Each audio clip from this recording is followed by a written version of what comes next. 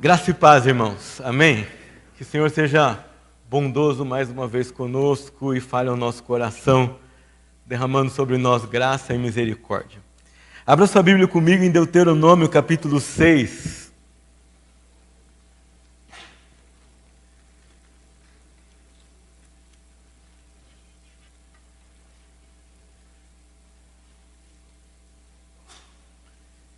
Deuteronômio capítulo 6, versículos 4 e 5.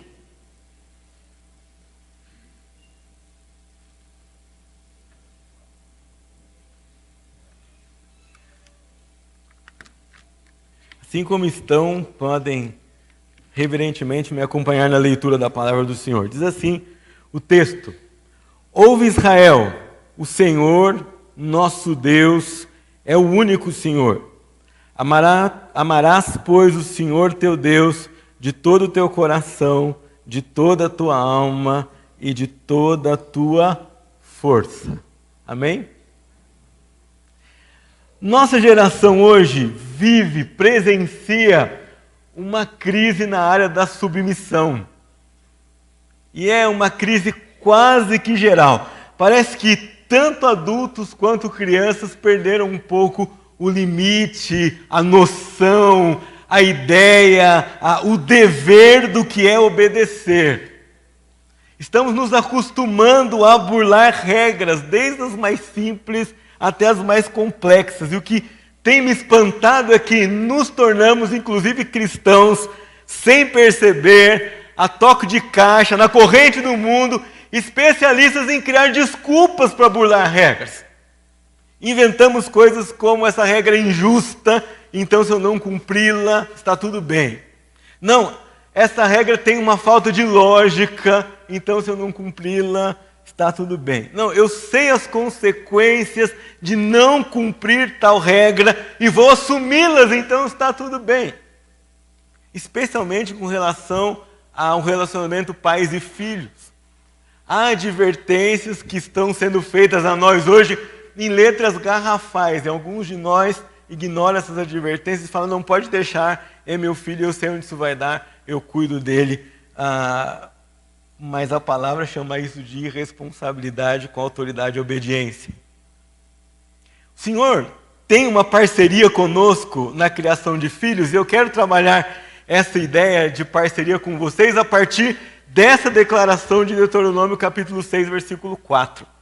Vamos lembrar que essa declaração foi perpetuada na história de Israel como o resumo da declaração de fé desse povo. E ela é uma declaração que prevê, que expõe, que exige exclusividade. Quando Deus diz aqui: ouve Israel, o Senhor nosso Deus é o único Senhor, está querendo dizer: não há outro Deus com quem vocês possam comparar o Deus de vocês. Não há outra instituição com quem vocês vão comparar o Deus de vocês. Não há outra fonte de sabedoria com quem vocês vão comparar o Deus de vocês. Não há outro Deus, não há outra cultura, não há qualquer outra proposta de vida com quem vocês possam comparar o Deus de vocês. Ele é único, Ele é exclusivo, é para Ele que vocês devem dar atenção.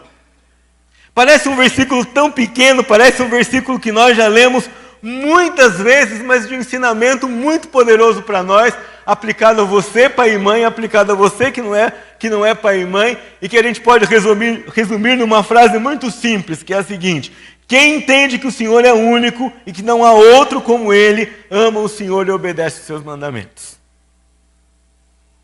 Depois do capítulo 4, vem o versículo 5 que nós lemos: amarás o Senhor teu Deus. Antes dos versículos 1, 2 e 3, o assunto é obediência. Depois, nos versículos 6, 7, 8 e 9, o assunto é obediência. E em seguida, de 10 até o 25, é a descrição do que acontece com aquele que leva a sério o princípio de obedecer ao Senhor e demonstrar obediência como evidência do amor que tem a esse único Deus.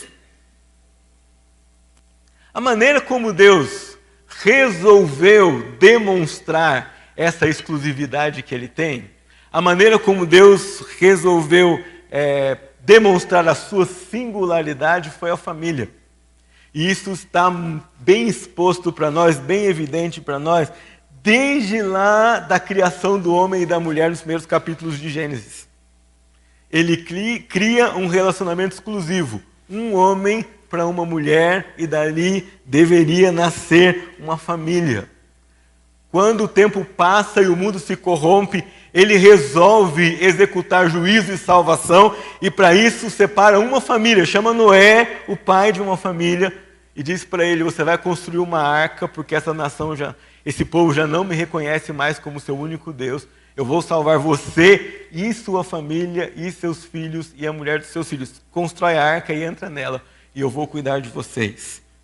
Eles saem da arca, o mundo recomeça, então Deus resolve chamar uma família, a partir da qual formaria um povo.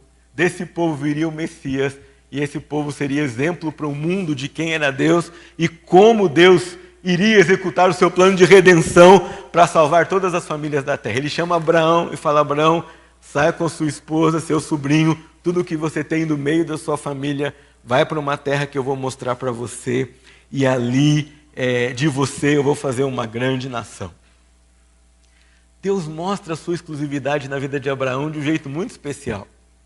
E com muito senso de humor, porque ele chama para formar um povo, um casal que não podia ter filhos. Tenho certeza que se você e eu fôssemos chamados para a seleção de quem seria o casal mais especial do qual Deus derivaria todo o seu povo, talvez não escolhêssemos pastor Abraão e Sara. Porque Deus disse que eles seriam pais de uma geração enorme, e escolhe justamente um casal que não podia ter filhos. Sabe o que acontece? No meio do caminho, eles querem dar um jeito na situação.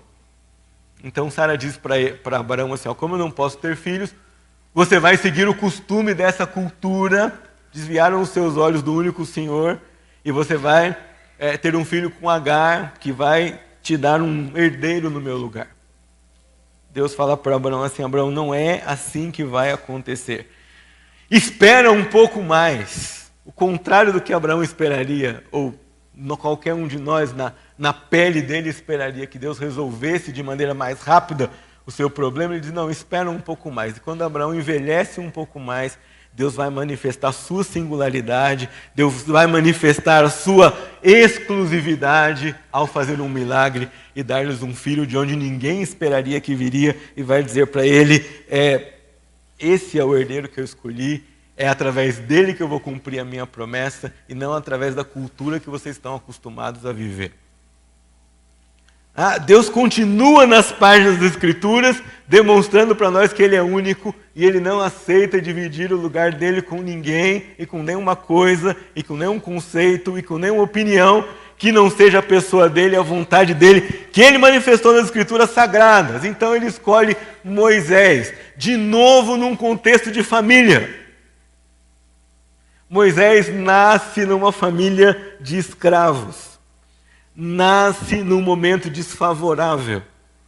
Vocês já perceberam que os grandes líderes escolhidos por Deus na Escritura, eles aparecem em contextos desfavoráveis, em momentos que nós não escolheríamos colocar alguém que nós queríamos salvar a pele, numa contracultura, justamente para mostrar para nós, para evidenciar para nós, para nos deixar claro que Ele é quem faz. Ele é Deus, Ele é único, Ele não divide esse lugar com ninguém. E quem entende o seu lugar vai obedecer os seus mandamentos e vai amá-lo como fruto desse entendimento. Deus leva a família tão a sério, e essa parceria que Ele tem em manifestar sua pessoa na família tão a sério, que a maior instituição de culto e de salvação do Antigo Testamento, que é a Páscoa, não foi instituída em outro lugar senão no seio da própria família. Quando Deus institui a Páscoa por meio de Moisés, ele diz assim: vocês vão fazer cerimônias nos lares de vocês. Vocês vão matar um cordeiro para cada lar, vão sentar em volta da mesa, vão comer juntos. E enquanto comem, vão ensinar aos filhos e aos filhos dos filhos e aos filhos dos filhos quem sou eu. Como eu resolvi salvar vocês, como eu livrei vocês da mão do rei mais poderoso do mundo. Como foi que eu, contra todas as possibilidades, Com vocês tendo nenhum treinamento militar, tendo nenhum armamento moderno, como é que foi que vocês saíram dessa terra e foram me adorar no deserto e foram conquistar a terra que eu tinha preparado para vocês? Todas essas histórias até chegar aqui mostram para nós que Deus é exclusivista, sim. Deus é único e Ele não divide o seu lugar com ninguém. E Ele resolveu manifestar essa singularidade, essa exclusividade, esse jeito que não tem outro que vai ser igual a Ele na nossa vida e na vida da nossa família. Você pode me perguntar assim, pastor, mas o que tem a ver Deus ser um com nossa missão de pai e mãe, com a minha missão de filho, com a minha missão de crente nesse mundo? Tem a ver, primeiro, meu amado irmão, que Ele é o centro da vida e da educação de filhos e não você. Parece meio lógica essa afirmação, parece meio básica essa afirmação, mas se nós não mantivermos essa verdade nos nossos olhos, nós vamos ter uma tendência humana da nossa natureza de nos colocar no centro e de tirar o lugar que é do Senhor e não é meu e não é seu mãe, não é seu pai. Dizer que Ele é o centro significa que nós vamos perguntar para Ele, nós vamos falar com Ele, nós vamos atrás das instruções dEle de como criamos filhos, de como moldamos as crianças, jovens e adolescentes que Deus colocou na nossa mão como filhos. Nós vamos reconhecer que nós temos neste livro um manual completo. Nós temos aqui os sims e nãos que nós devemos corajosamente e graciosamente dizer aos nossos filhos. A resposta não está em outro lugar. A resposta não está em novas descobertas de qualquer pessoa que seja e que apareça por aí dizendo qualquer novidade para nós. A resposta está aqui. O Senhor é o centro, a sua palavra é o centro, e não você, pai. Significa que não é o nosso orgulho, não é a nossa honra, não é a nossa reputação, não são os nossos acertos e erros que estão no centro da nossa autoridade como pai e mãe no lar. Mas é o reflexo dessa autoridade divina que é única, insubstituível em nós, que vai manifestar que Ele é o centro da nossa vida, que Ele é o centro da nossa família e que vai nos ajudar nessa parceria que temos com Ele. Você quer avaliar sua autoridade como pai e mãe? Você precisa olhar para o Senhor. Ele é um, não há outro como Ele. O Senhor como autoridade, Ele é zeloso. O Senhor como autoridade é cuidadoso. O Senhor como autoridade é provedor. O Senhor como autoridade é justo. O Senhor como autoridade é paciente. O Senhor como autoridade é tardio em irar-se. Mas Ele é quem executa a disciplina quando precisa ser executado. Confesso para vocês que eu meditei muito nessa lista em relação à minha vida como autoridade. Porque de vez em quando nós somos levados por uma ideia falsa, mundana, carnal, de que a autoridade é mandar sem examinar qualquer consequência. Que a autoridade é bater firme sem basear sua ordem na palavra de Deus. Que a autoridade é ser obedecido a qualquer custo, não importa de onde vem o seu ensinamento. Essa não é a autoridade que deve ser refletida no nosso lar. Você, pai e mãe, como autoridades, devem refletir a pessoa de Deus. Na prática, dizer que Deus é o centro significa que a palavra é o parâmetro para a disciplina dos nossos filhos. Não a nossa experiência, para o melhor que seja. Nós não criamos filhos para ser a nossa imagem e semelhança. Nós criamos filhos para ser a imagem e semelhança de Deus. Gênesis 5:3, quando vai descrever a genealogia de Abraão, diz que Abraão teve um filho no lugar de Abel, um filho à sua imagem e semelhança, e o nome dele era Sete. O texto diz ali, ensina para nós ali, que os nossos filhos terão grande tendência a nos imitar. Terão grande inclinação a ser como pai e mãe. Eu já mostrei para vocês aqui um dia uma foto de um dia que eu cheguei em casa, depois de uma escola dominical, tirei a blusa, pendurei na cadeira, tirei os sapatos, deixei do lado da cadeira e fui dormir. Quando eu voltei, tinha uma blusinha menor em cima da minha e tinha 2 sapatinhos menores na mesma posição que o meu. Nossos filhos terão a tendência de nos imitar, terão a tendência de ser como somos, mas nós não somos o primeiro padrão. O padrão é a palavra de Deus. Por mais interessante que tenha sido sua experiência como filho, por mais piedosa que tenha sido a sua experiência como filho, é aqui que você vai se pautar. Veja que coisa singular e especial. Aquele Deus que é o único, que é supremo, que é inigualável, que é incomparável, ele preocupou-se em deixar para você um manual de instruções, um padrão para você disciplinar os filhos, um padrão para você ensinar os filhos, um padrão de autoridade para você. E quando nós entendemos que o Espírito de Deus é nosso parceiro, é aqui que nós vamos nos basear para ensinar os nossos filhos. Contra os nossos achismos, contra as nossas opiniões, contra aquilo que nós às vezes queremos fazer, contra o que é mais fácil para nós. Nem sempre o caminho proposto pelas Escrituras é o que é mais fácil, o que é mais natural, mas é aqui a singularidade desse Senhor que tem que falar conosco. Dizer que nós somos parceiros de Deus na criação de filhos e que nós reconhecemos que Ele é o único Senhor, significa que é o Espírito quem vai controlar nossas atitudes e não a nossa ira. Vai um recado especial para os pais, hein? Eu li um livro sobre homens esses tempos atrás e um dos 5 pecados que assolam a vida do homem é a ira. Quando você entende que esse Deus é o único parceiro seu na criação de filhos, não é essa ira que vai comandar. Não é ela, é o Espírito Santo de Deus.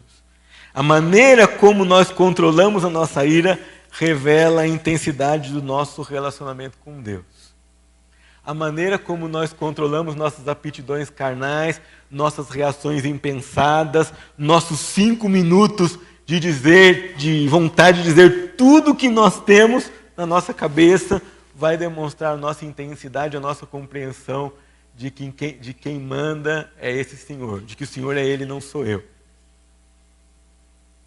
Quando a ira nos domina, nós não ensinamos, nós não disciplinamos. Pelo contrário, nós ofendemos, nós rebaixamos, nós machucamos nossos filhos. Ao fazer isso, nós pecamos contra Deus e contra os nossos filhos. É claro, você e eu somos humanos. Em alguma hora nessa vida nós vamos errar. Não tem jeito. Mas tem um caminho que a Bíblia ensina para você. Quando você erra, tem uma palavrinha preciosa para você aplicar. E é uma palavrinha chamada perdão.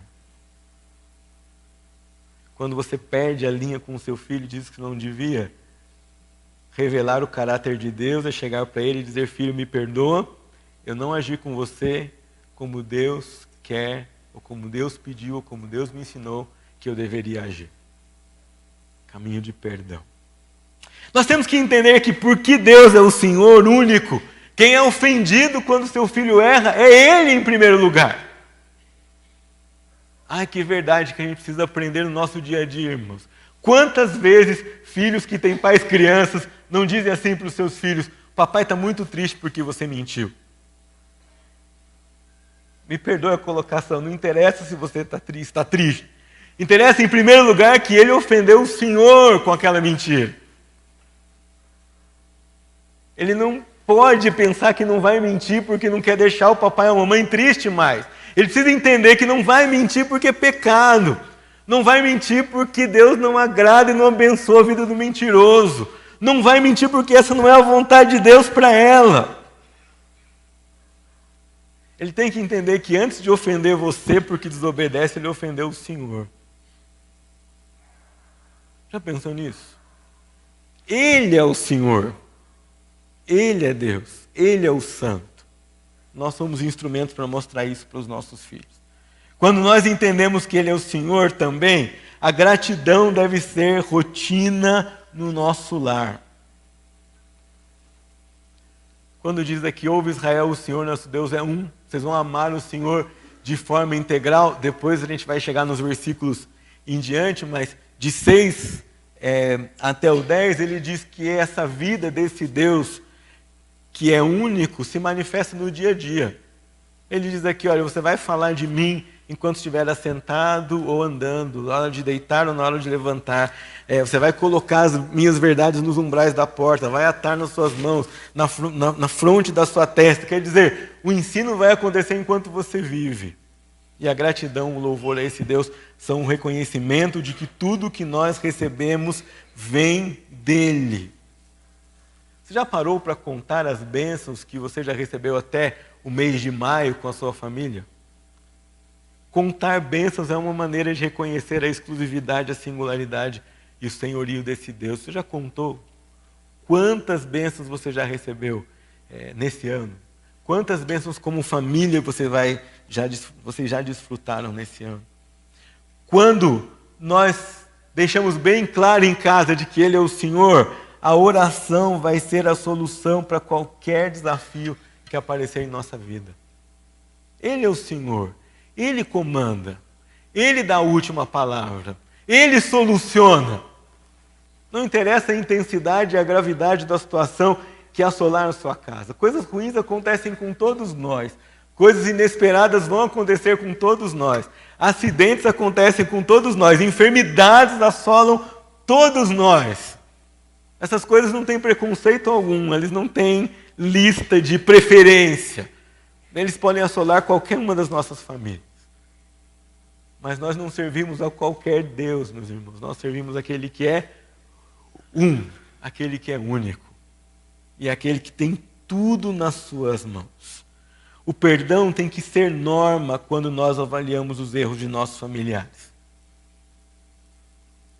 É inconcebível num lar de cristãos, pais que não falam com filhos, filhos que não falam com pais, irmãos que não se falam.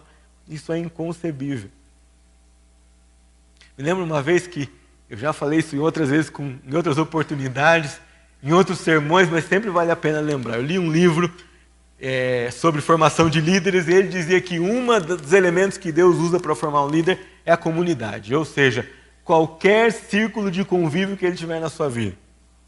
E a certo ponto ele dizia assim, que se você não consegue conviver com alguém que decepciona você, então você não pode viver com Jesus, porque você decepciona Jesus em algum momento na sua vida e ele nunca deixa de andar com você. Confesso para vocês que quando eu li essa frase, eu fechei o livro e pensei assim, acho que eu não quero continuar, eu vou guardar na gaveta, vou pensar um pouco sobre todas essas coisas, sobre essa verdade que ele está dizendo para nós. Mas não existe pecado sem perdão numa família que honra a Deus como Senhor. Não pode existir. Não existe essa alternativa, não há como levar isso em conta. Quando você reconhece que esse único Senhor, que não tinha nenhum motivo para salvar você, olhou para você e para mim, que éramos pessoas que não o desejávamos e que não iríamos desejá-lo por nada nesse mundo, e resolveu que ia nos salvar mesmo assim. Esse Deus que não desiste de nós, esse Deus que nos dá segundas chances, esse Deus que faz o pastor pregar várias vezes sobre o mesmo assunto para despertar a sua vida, é esse o padrão que ele coloca para nós, e é esse o perdão que ele investiu em nós, e nós não temos escolha se não investir em perdão na nossa vida, se nós temos parceria com o Espírito Santo do Senhor. Quando você ler aqui, ouve Israel, o Senhor Deus é o único Deus, isso significa que o perdão é a única saída. Para você pai, para você mãe com seu filho, para você filho em relação a seu pai e mãe, para você irmão, para você crente. Você pode ter dificuldade em perdoar, isso você pode. Você pode ter luta para perdoar, isso você pode. Você pode achar muito difícil perdoar, pode. Você pode ter crises intensas porque não consegue, pode. Mas esse Senhor que pode tudo faz você perdoar aquilo que o seu coração julga imperdoável. E se na nossa família nós temos parceria com Ele, se Ele é o único Deus, se Ele é o centro da vida, o perdão para nós é norma e não opção. O perdão para nós é estilo de vida e não exceção. O perdão é para ser distribuído, assim como ele foi recebido, de coração livre. E esse perdão abençoa. E esse perdão cura. Esse perdão tira cargas do ombro daquele que perdoa, principalmente.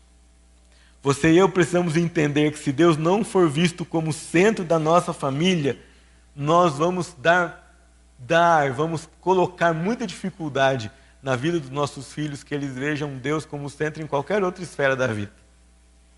Nós não temos ideia como aquilo que nós vivemos dentro de casa influencia a concepção de convivência, de autoridade, de submissão, de obediência na vida do nosso filho como cidadão, como marido, como futuro pai, como aluno na escola, como aluno aqui na igreja, como futura ovelha e membro na igreja, responsável por um ministério e por representar a igreja de Cristo aqui na terra. É ali, nessa comunidade menor que nós cultivamos, que nós somos chamados para representar esse Deus que é único e ajudar a próxima geração a lidar melhor com a autoridade. Alguém me pergunta sobre o que eu acho da situação no nosso país. Eu acho que ela pode melhorar um pouco por graça e misericórdia de Deus. Mas se nós não investirmos na próxima geração, a corrupção não acaba. Se nós não investirmos na próxima geração, essa visão de autoridade deturpada não acaba. Se nós não investirmos na próxima geração, a recuperação da visão bíblica de submissão não acaba. É formando famílias que representam esse Deus singular que nós vamos mudar a vida de uma nação. Não há outra maneira. E você é parceiro de Deus nessa obra. A segunda implicação que nós temos aqui é que Ele nos ensina, esse Deus único nos ensina que obediência é evidência de amor. Quase aquela frase de Tostines vende mais porque é fresquinho porque vende mais. Quem ama, obedece, e quem obedece, ama. Se alguém obedece que não é por amor, vai cair numa doença espiritual chamada legalismo. Ou se alguém obedece que não é por amor, vai cair numa outra doença chamada egocentrismo. Alguns obedecem por obrigação. A música que as irmãs cantaram agora há pouco dizia, não vou fazer por obrigação. Outros obedecem por recompensa. Bom, se eu obedecer, eu vou ser abençoado, então eu vou obedecer. Nenhuma das duas vias de obediência é bíblica. A via bíblica da obediência é eu obedeço porque é evidência de amor. Se eu entendo que Ele me chamou para ser parceiro dEle nesta vida, para ensinar quem Ele é aos filhos e a quem vive ao meu redor, para você que não é pai, tal postura obediente vai ser refletida quando esses que vivem ao nosso redor verem em nós que nós obedecemos a Deus.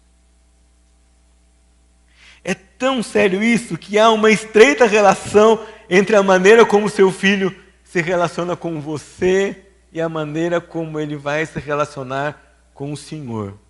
A maneira como ele obedece você e a maneira como ele vai conseguir obedecer a Deus. João, na sua carta, quando ele diz para nós sobre amor, ele nos ensina um princípio importante. Ele diz assim, você diz que ama a Deus e não ama o seu irmão, você é mentiroso. Por quê?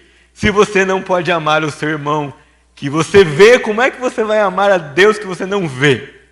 E eu acho que nós podemos aplicar esse princípio à obediência. Se seu filho não conseguir ser ensinado a obedecer a você, que ele vê, como ele vai obedecer a Deus, a quem ele não vê? Percebe que há uma estreita relação na obediência que ele vai aprender com você. Então, quando nós pensamos nesse Deus como o Senhor, e nós vamos ensinar a obediência, não é só porque é certo que esse filho faça aquilo que nós estamos mandando ele fazer. É porque é essa a maneira que ele escolheu para ser treinado para obedecer a Deus no futuro. Amar a Deus aqui, no versículo 5, significa escolher ter uma íntima relação com Ele e obedecer os seus mandamentos. Aliás, esse mandamento de obedecer a Deus é repetido em Deuteronômio 7, 9, 10, 12, 11, 1 e mais quantas passagens que eu não vou ler aqui para economizar nosso tempo. Amar significa entregar o coração todo a Ele e deixar que cada aspecto da nossa vida e do nosso ser seja dominado, seja ditado, seja ensinado e seja comparado com Ele. Olha, não se trata de ser perfeito, porque nós não somos Deus e só Ele consegue ser isso. Não se trata de não errar nunca, mas se trata de voltar ao certo quando nós erramos. Já falei que o erro merece perdão, mas não só o perdão, erro merece endireitar aquilo que foi feito de maneira errada, na sua vida como pai em primeiro lugar. Paul Gerry, que é um comentarista desse texto de Deuteronômio, trata de teologia de educação cristã, diz para nós que na Bíblia há 3 níveis de obediência. Esses 3 níveis evoluem conforme nossa maturidade. Eu vou dizer para vocês, depois vou mostrar para vocês na Bíblia, em alguns personagens bíblicos, como isso aconteceu. O primeiro é estar submetido a ordens. Obedecer é obedecer ordens. É o sentido mais básico da obediência. E obedecer ordens é coisa que quando nós somos mais novos, nós precisamos muito. Tanto na nossa vida espiritual, como na nossa vida como os filhos. As crianças precisam obedecer ordem. Quanto menor, quanto mais novo, menor liberdade, mais controle ele precisa. Por quê? Tem menos discernimento espiritual, tem menos vivência com Deus, tem menos controle consciente do Espírito sobre a sua vida. Como nós precisamos recuperar essa ideia de que submeter uma criança à obediência de um ambiente ordenado e lhe ensinar que existem absolutos não pode ficar fora de um lar cristão. Não é fora de moda.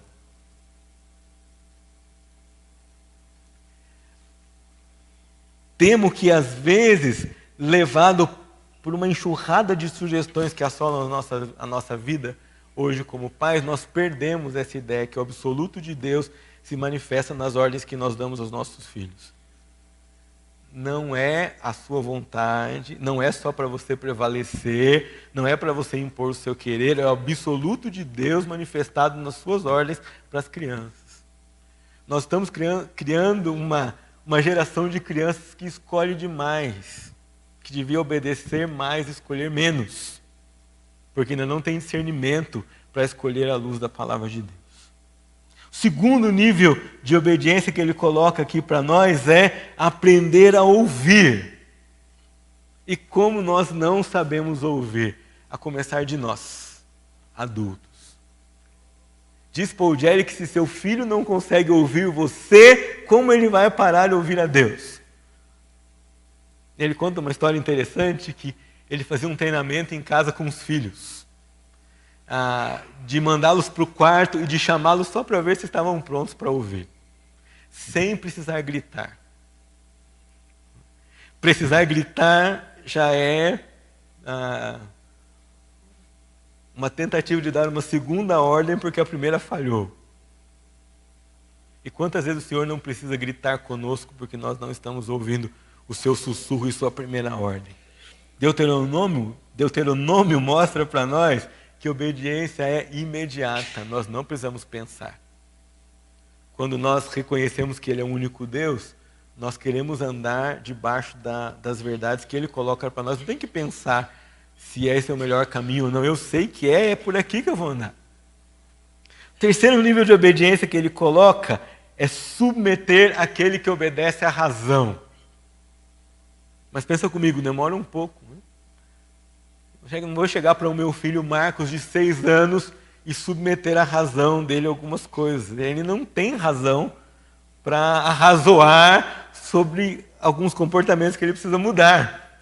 Ele só precisa escutar o pai e fazer aquilo que o pai está ensinando para ele, porque é a vontade de Deus que ele se comporte daquela maneira. Mas conforme o filho cresce, e se ele foi treinado a ser submetido às ordens do Senhor, e se ele for treinado a ouvir, ele vai estar pronto a usar a sua razão em prol da palavra de Deus. E aqui está um período de transição, quando os limites, a liberdade aumenta, os limites diminuem, porque o autocontrole e o raciocínio à luz das Escrituras está pronto para ser exercido por esse que está criado debaixo da nossa tutela, nosso filho e nossa filha. Eu vejo isso aqui na Bíblia. Adão tinha regras claras. Era o primeiro exemplar de homem. Né? Ninguém sabia como se comportar ainda. Tinha poucas regras, porque ainda não tinha pecado, mas tinha regras claras. Abraão já foi treinado para ouvir. Ouviu a voz de Deus quando não conhecia Deus ainda. Abraão era da Mesopotâmia, adorava deuses pagãos. No entanto, quando Deus aparece para ele e fala: Abraão, sai da tua casa, da tua parentela, ele ouve a Deus e a vida toda dele é um treinamento para ouvir ao Senhor. Quando o povo já está formado, na época dos profetas, principalmente, Deus convida o povo a pensar: pensem, leiam a minha lei, vejam como vocês estão andando, examinem o coração de vocês. Isaías fala: vinde, pois, e arrazoemos, uma palavra que trata de razão. Se hoje você fosse olhar para a sua vida, você filho e Deus Pai, em qual nível de obediência você estaria? Você já consegue se submeter às ordens de Deus? Você consegue ouvir a Deus? Você é capaz de pensar a vida a partir das Escrituras ou você pensa a partir daquilo que você tem vontade? Irmãos, nós não podemos ser inocentes. Se nós deixarmos a nossa vida por nossa conta, não dá certo.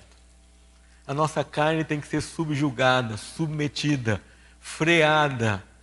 Tem que sofrer os limites da palavra de Deus. Isso não é automático por nenhum de nós. Nós ainda não estamos no céu. Quando você chegar lá, vai ser espontâneo, vai fluir para os seus poros. Mas aqui é luta. E se você quer saber ou quer lembrar se existe guerra espiritual, existe ela travada aí na sua mente, no seu coração, a partir do momento que você acorda. Porque é um momento de sujeição à palavra de Deus. Sujeição da nossa mente em primeiro lugar. Sujeição do nosso pensamento em primeiro lugar. Depois do nosso coração e depois das nossas atitudes. Nossa parceria com Deus em exercer nossa autoridade como pai e mãe, como líder em qualquer instância que você chegar a ser, tem que passar por esse tratamento bíblico de obediência. Nós não podemos nos conformar com essas frases que o mundo prega para nós hoje. Criança é assim mesmo, não é? Faz birra, endurece, você cede, fala: não, é fase, vai passar. Que Deus dê a nós o discernimento de saber quando é fase e quando é rebeldia de um coração que precisa ser tratado à lei do Senhor, debaixo da lei do Senhor, à luz da palavra de Deus. Para terminar minha palavra, eu queria dizer para você que reconhecer Deus como Senhor é reconhecer que Ele nos capacita a ensinar.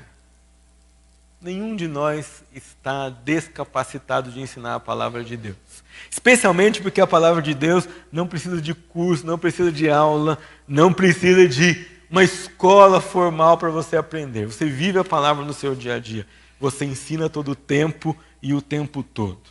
Nenhum pai, nenhuma mãe pode dizer que não está capacitado a ensinar a palavra de Deus quando entendeu que Ele, o único Senhor, está disposto, através do seu Espírito, a ensinar você.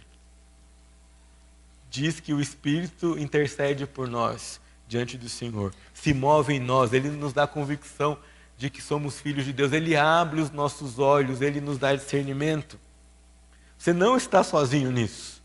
Nenhum cristão está sozinho nesse mundo. O Espírito Santo é o recurso mais poderoso, é Deus em nós. Já pensou nisso?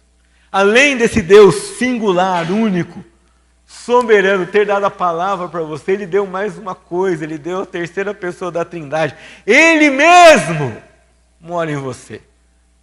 Nós não podemos dizer que não temos capacidade.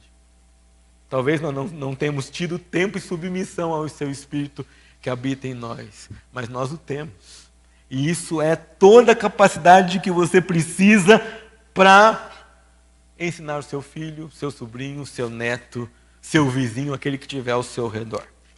A educação bíblica, a educação moral dos nossos filhos, ela é melhor cumprida não no ensino formal, na igreja ou na escola, mas no dia a dia, quando nós nos preocupamos em moldar a nossa vida, a palavra de Deus, em tornar essa palavra, diz o comentarista sobre Deuteronômio aqui, a nossa conversa em casa. Lembra uma vez quando era seminarista? Seminarista não tem casa, não tem nada, né? A gente vai fazer estágio na igreja, fica cada final de semana numa casa e tudo isso. E eu comecei a ficar na casa de todo mundo e comecei a perceber que todo mundo ia para o culto, desligava a televisão 5 minutos antes de sair, porque era tudo pertinho, ia todo mundo a pé para a igreja, não é? E quando a gente chegava lá, estava todo mundo pensando na última coisa que viu e não pensando no Senhor. Quando a gente lembra do mandamento, guarda o sábado para o santificar, a gente esquece do princípio que está por trás daquele mandamento, que Deus quer sim, apesar de nós dedicarmos toda a sua vida para Ele, que nós dediquemos tempo no relógio, na agenda, para Ele, só para Ele, com a nossa família. Eu desafiei os irmãos daquela congregação uma vez, dizendo, vamos fazer um trato aqui como igreja. Era uma igreja bem menor do que a nossa, talvez uma fila de bancos, metade dessa fila aqui, e a gente podia conversar no culto. Não disse para eles, vamos fazer um trato comigo? Domingo ninguém assiste televisão. Olha, vou dizer para vocês uma coisa, todo mundo topou. E o testemunho no final daquele ano foi maravilhoso, de como pais começaram a conversar com os filhos, porque domingo eles não trabalhavam, porque domingo não tinha outro compromisso, porque domingo estavam todos em casa, na chance de comer ao redor da mesa, e fazer com que essa palavra fosse o assunto da conversa na família. Nós temos muitos concorrentes, irmãos, muitos concorrentes, e fortes concorrentes. Internet, esse não está aqui, tá aqui, esse aparelhinho está aí, esse aparelhinho pequenininho que a gente carrega no bolso, a televisão, são coisas, tecnologias para facilitar a nossa vida, mas se tornam maldição e se tornam soldados do inferno quando ocupam um lugar que não deveria ocupar. Essa palavra, se você entende que Deus é o único Senhor, ela tem que ser o centro da sua vida e o centro da conversa na sua casa. Uma coisa que me chamou muito a atenção, pensando na minha vida como pai, não adianta eu chegar para o Marcos e a Poliana e dizer para ele, você mentiu, você vai ser corrigido, se antes disso eu não estou mostrando para eles, não estou dizendo para eles que Deus é verdade, que Ele não mente, e que a verdade é melhor do que qualquer lugar, não é a opinião do papai, é a palavra de Deus. Não vai ter o efeito que poderia ter. A cultura sugerida pela lei mostra para nós que a verdade de Deus tem que transparecer nas atividades mais naturais e essenciais da nossa vida. A história dos hebreus diz para nós que meninos e meninas aprendiam a ler em casa, lendo a Bíblia com seus pais. Aliás, o hebraico, entre todas as línguas antigas, foi uma das primeiras línguas que eram possíveis de serem aprendidas. O egípcio, por exemplo, tinha cerca de mais de 1000 sinais que representavam ideias, não eram nem palavras. Não é? O acadiano, que era uma outra língua ali, parente, ou pelo menos sobrevivente no mesmo mundo, tinham 700 sinais. Já pensaram vocês terem que decorar 700 sinais para conseguir ler algum texto? Né? Haja paciência. Aí vem o hebraico com 23 letras. Começa a ficar possível, não é? E essas crianças, então, aprendiam a ler com os seus pais. Veja que cultura abençoada. Aprendiam a ler, aprendiam ciência, aprendiam a contar, aprendiam a construir, aprendiam a planejar e a pensar o seu lar a partir de leituras e de pensamentos da própria palavra de Deus. Aprendiam a vida, porque aqui não fala só de ler a Bíblia e orar, não é? Alguém pensa assim, puxa, eu vou ler a Bíblia para aprender as mesmas coisas, então você ainda não leu a Bíblia toda. Esse livro fala de tudo. Os fundamentos de todo o conhecimento acadêmico do mundo, o fundamento está aqui, parte daqui. Você vai achar se procurar. E esse deve ser o assunto da nossa conversa. Qual é o assunto da sua conversa em casa? Quando você lê as notícias do jornal, a avaliação que você faz passa pelo filtro da palavra de Deus? Quando você recebe alguma notícia, a gente conversa filtrado pela palavra de Deus? A gente tem vontade de ler a palavra de Deus? A gente lê a palavra de Deus com os nossos filhos? Nós estávamos em casa, jantando um dia, e eu estava lendo um devocionário, se chama Manhã e Noite, de Spurgeon, e eu resolvi ler aquele dia com todo mundo antes da gente comer. Não é um devocionário para crianças. Ele comentava o texto de Eliseu e do machado, não é? Contou a história e depois dizia assim: às vezes nós temos machados na nossa vida, que a gente precisa que Deus faça flutuar uma solução que a gente não pensa. Bom, eu só li, gente, só li. Mas aquilo ali é a explicação da Bíblia, é Bíblia. Passou o tempo, nós recebemos uma visita em casa. E essa visita, já junto com todos nós fomos orar com ela compartilhou as lutas dela. E, de repente, no meio da conversa, o Marcos me cutucou e falou assim: pai, esse é um machado na vida da tia, né? Eu falei: Marcos, é um machado na vida da tia. Machado que tem que flutuar, né? É o machado dela, né, pai? Eu falei: Aquilo foi, vamos assim, colocar um grito de Deus para mim, mostrando que ainda que eu não esteja usando um cartaz, contando uma história, ainda que eu apresente desculpas, na verdade, naquele dia eu fiquei sem desculpas para dizer que eu posso simplesmente abrir esse livro e ler um versículo com o meu filho, independente da idade que ele tiver, e a palavra poderosa desse Senhor único vai fazer efeito na vida dele ou dela. É a palavra o centro da conversação na sua casa? Ouve Israel, diz o texto, o Senhor nosso Deus é único. E porque Ele é único, nós o amamos e evidenciamos esse amor na obediência aos seus mandamentos, dando a Ele o lugar que é devido. E quando nós damos a Ele esse lugar que é devido, nós recebemos dEle tudo de que precisamos para cumprir a vontade dEle. Por meio da palavra que instrui a nossa mente, por meio do Espírito que sobrenaturalmente nos capacita a fazer aquilo que nós naturalmente não conseguimos. Percebeu que não é sobre você, mas é sobre você reconhecer esse Deus que tem a palavra poderosa e que tem o Espírito poderoso para atuar na sua vida, na sua casa e na vida de sua família. Você aceita o desafio de dar a Ele, a esse Senhor, o lugar que lhe é devido? Você aceita o desafio de ouvir esse grito da lei de Moisés que diz para nós: ouve Israel, o Senhor nosso Deus é o único Senhor. Ouve Igreja Cristã Evangélica do Bosque, o Senhor nosso Deus é o único Senhor. Ouve família do pastor André, o Senhor nosso Deus é o único Senhor. Ouçam famílias, o Senhor nosso Deus é o único Senhor. E Ele quer esse lugar na sua vida e na vida da sua família. Vamos orar. Senhor, obrigado porque nós temos na sua palavra advertência, nós temos na sua palavra chamada de atenção, mas nós temos consolo, nós temos alento, nós temos o abraço do Senhor que nos lembra que nós não estamos sós e que nós não temos que nos basear na nossa força. Que até aquilo que o Senhor pede de nós, o Senhor vai adiante de nós e nos capacita para fazer.